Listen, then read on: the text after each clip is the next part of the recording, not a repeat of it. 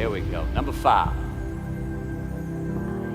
Process of elimination, first step to our identity. AKA, where you are not is as important as where you are. All right, 1992, I got my first job as an actor. 3 lines, 3 days work in a film called Dazed and Confused. So this director of that film, Richard Linklater, he kept inviting me back to set each night, putting me in more scenes, which led to more lines, all of which I happily said yes to. I mean, I'm having a blast. People are telling me I'm good at what I'm doing, and they're writing me a check for $325 a day. I mean, hell yeah, give me more scenes. I love what I'm doing. Well, by the end of the shoot, by the end of the film, those 3 lines had turned into over 3 weeks' work, and it was mine. It was Wooderson's 1970 Chevelle that we went to go get Aerosmith tickets in. Well, a few years ago, I'm watching this film again, and I noticed 2 scenes that I really shouldn't have been in. In one of these scenes, my character Wooderson, I exit screen left to head somewhere, and then I re-enter the screen and to double check if any of the other characters wanted to go with me. Now, in rewatching the film, and you'll agree if you know Wooderson's not a guy who would ever say, later, and then come back to see if you were sure you didn't want to go. Now, when Wooderson leaves, Wooderson is gone. He does not stutter, step, flinch, rewind, ask twice, or solicit. You know what I'm talking about. Wooderson has better things to do, right? The point is, I should not have been in that scene. I shouldn't have come back. I should have exited screen left, never come back. But back then, making my first film, getting invited back to the set, cashing that check, and having a ball, I wanted more screen time. I wanted to be in the scene longer and more and come back into the scene, right? But I shouldn't have been there. Wooderson shouldn't have been there. It is just as important where we are not as it is where we are. Look, the first step that leads to our identity in life is usually not, I know who I am, I know who I am. That's not the first step. The first step's usually, I know who I am not. Process of elimination. Defining ourselves by what we are not is the first step that leads us to really knowing who we are. You know that group of friends that you hang out with that they really might not bring out the best in you? You know, they gossip too much or kind of shady. They really aren't going to be there for you in a pinch. Or how about that bar we keep going to that we always seem to have the worst meal?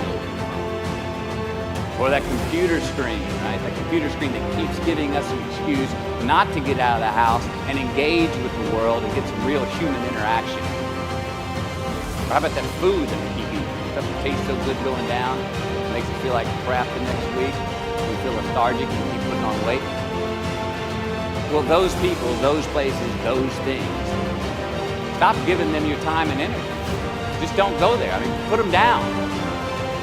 And when you do this, when you do put them down, when you quit going there, when you quit giving them your time, you inadvertently find yourself spending more time and in more places that are healthy for you, that bring you more joy. Why? Because you just eliminated the who's, the where's, the what's, and the when's that were keeping you from your identity. Like, trust me, too many options, I promise you this, too many options will make a tyrant of us all. All right, so get rid of the excess, the wasted time. Decrease your options. If you do this, you will have accidentally, almost innocently, put in front of you what is important to you by process of elimination. Knowing who we are is hard. It's hard. So give yourself a break. Eliminate who you are not first, and you're going to find yourself where you need to be. Number 6, don't leave crumbs and the beauty of delayed gratification. So what are crumbs? Well, the crumbs I'm talking about are the choices that we make that make us have to look over our shoulder in the future. You didn't pay that guy back the money that you owed him, and tonight you just saw him 3 rows behind you. Shit.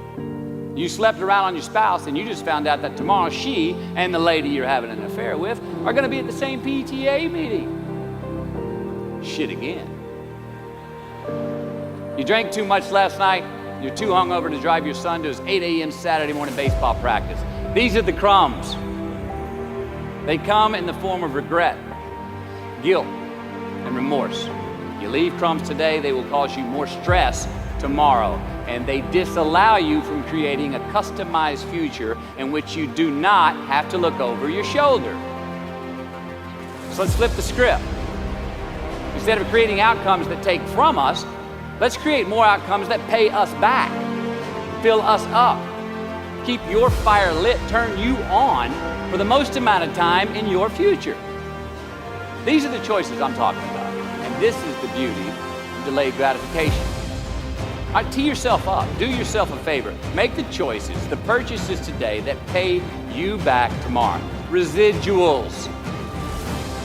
In my business, we call it mailbox money. If I do my job well today, and that movie keeps rerunning on TV, 5 years from now, I'm getting checks in the mailbox. It's a heck of a deal.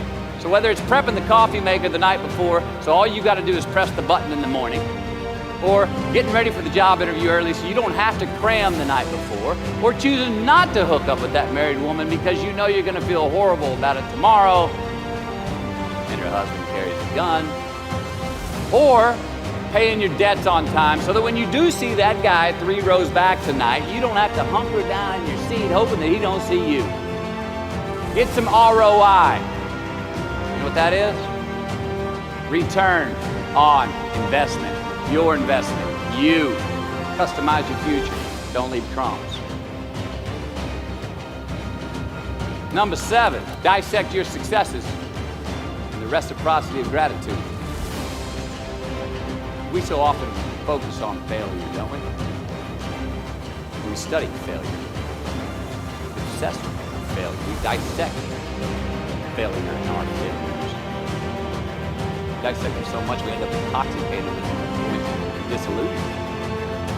And when do we write in our diary? We're depressed.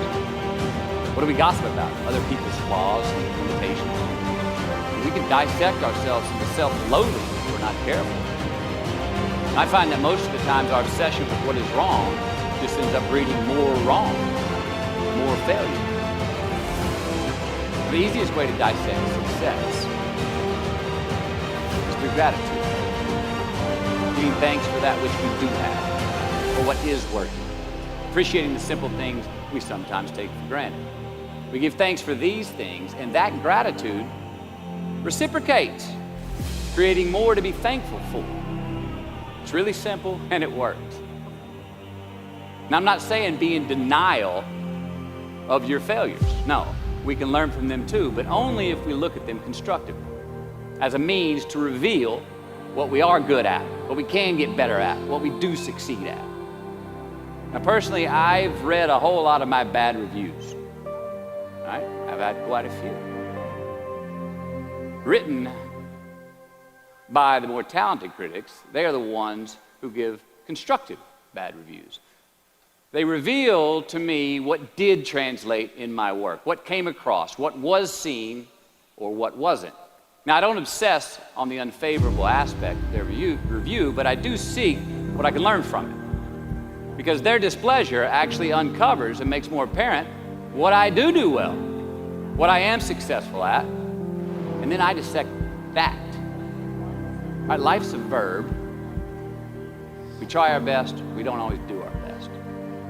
Well, architecture is a verb as well. And since we are the architects of our own lives, let's study the habits, the practices, the routines that we have that lead to and feed our success.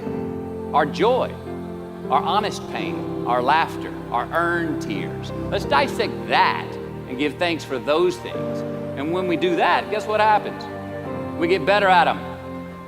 And we have more to dissect.